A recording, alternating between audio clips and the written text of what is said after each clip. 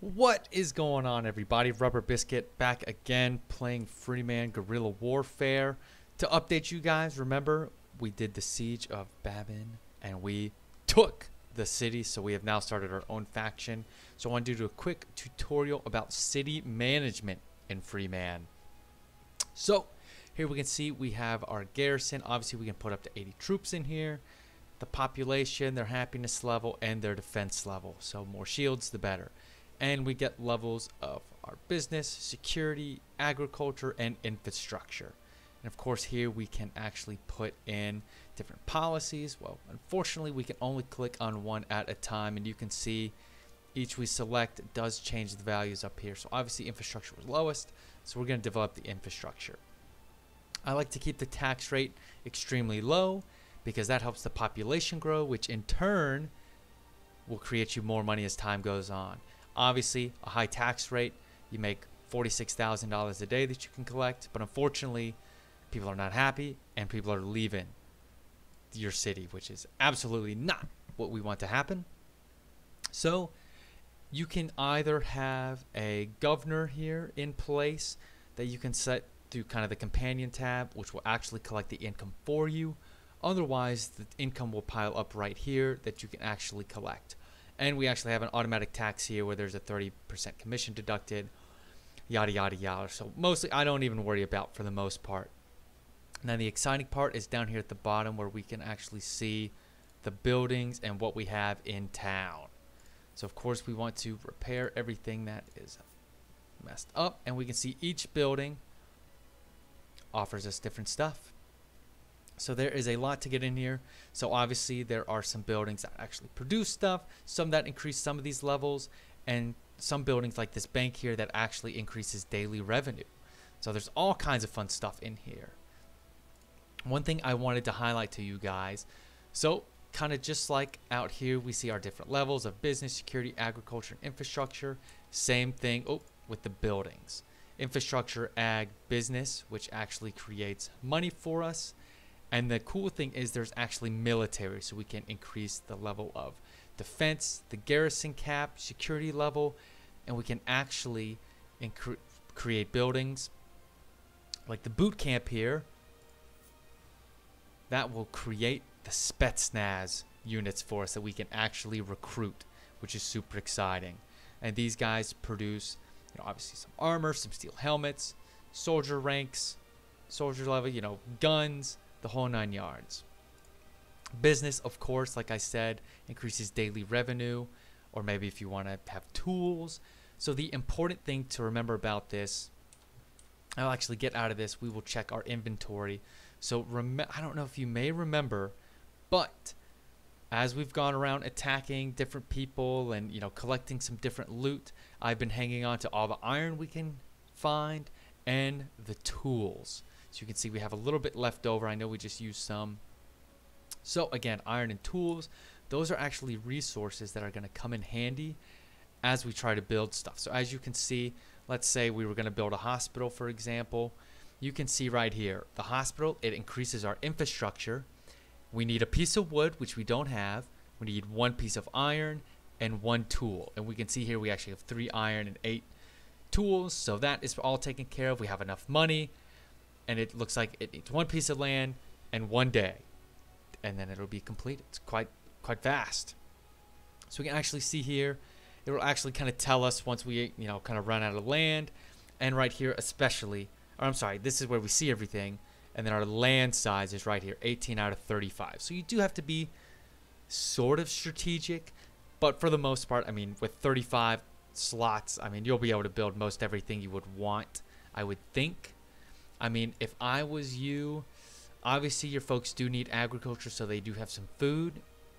So I would maybe do the agriculture level, unless you want to create, some beef or vegetables that you can purchase from your town. I wouldn't necessarily take them to go sell, which obviously that is an option if you want to do more of like a caravan play style. But my tips that I could give out, I would create business buildings. Obviously, the higher the better. Maybe even, a lumber mill that's, not only going to increase your revenue, but also produce something for you. And 5 wood, not too bad. I mean, you could do the tools in iron ore too. That could be something maybe later on, because you're definitely going to always need tools, always need iron, especially as you conquer more towns, try to build more buildings. That's exactly what I would do. Increase your revenue, build these, give yourself some tools and irons. And also in the military, I would create the Spetsnaz guys, which obviously we've already selected, which should be out here. So the Spetsnaz boot camp actually produces, our Spetsnaz squad. So what I will actually do, I'm actually going to pause our video here and speed things up. And once this is completed, I will tune you guys back in and we will check out the Spetsnaz squad. So hang tight. All right, guys, welcome back. Welcome back. So really the only thing I did, obviously I put, some guys in our garrison here, which these guys' new squad looks like they were the defenders who were unfortunately wiped out. So moved most of our party folks into here. But we did complete our Spetsnaz boot camp, so we can see it's as simple as this. We go right into our barracks, and we see we obviously have some trained infantry, but here we can see our Spetsnaz guys, which we can now recruit, which come in. They have that tactical Kevlar helmet, a gas mask, some black armor, navy pants, and an M416. So not too bad. And it looks like a grenade launcher and a grenade. No big deal. So obviously, as you can see, and their assault rifle skill 62, Spetsnaz guys, quite powerful, quite strong. Obviously, pretty expensive as well, nearly 60,000. But I tell you, if you keep up with that strategy of going around attacking our terrorist groups, and now especially that we have a town, I can almost guarantee you money will not be an issue for you. And then, of course, I should touch on if you want to put in some garrison folks. Like I said, it's kind of just right here, garrison.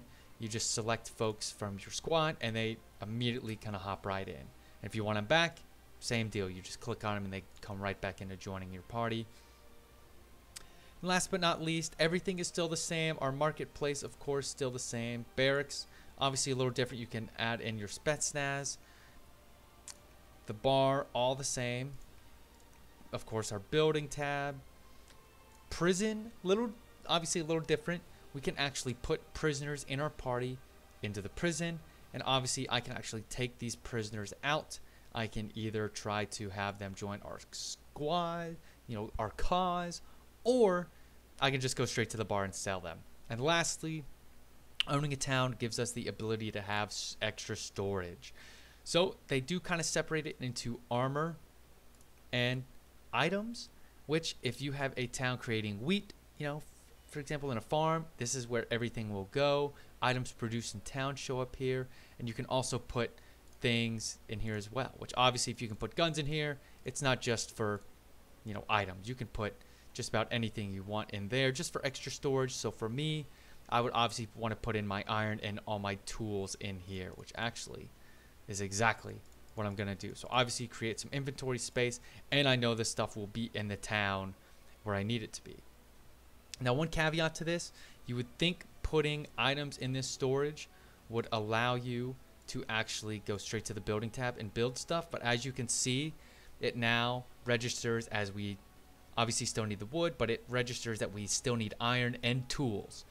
So just a little caveat there. All you would have to do is come back out to your storage and select these items and actually physically have them on your character in your inventory.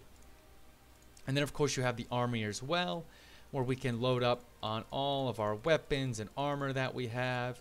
And honestly, this is not a bad strategy. I like to, especially as I'm really trying to build up forces quickly, put in all the extra decent guns, good guns that I have, all the good armor that I have. If I'm short on cash, I will take it all and sell. But keep in mind, if you store it all up here, it is easy to come right into your barracks in town and just select without equipment.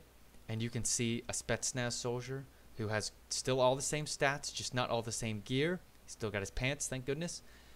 But from there, he goes from 59,000, so let's say 60,000 to 1,500. Much more manageable, spending only 1,500. And then, of course, selecting everything out of storage and just equipping them with armor and their gun. Obviously, they won't have the grenade, but just equipping them. And it's a much more efficient way and money saver of a way to raise up some forces.